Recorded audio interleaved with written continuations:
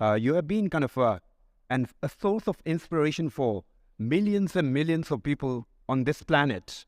And you're still inspiring many more. And I believe very strongly that there will be many generations coming up that will be fully get inspired by your messages and your lifestyle.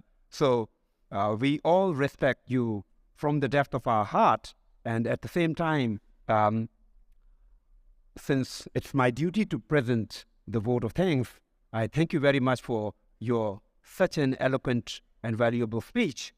And we need your presence and we need your guidance continuously for many more decades. So I do request on this stage to please take good care of yourself and live long and keep guiding us.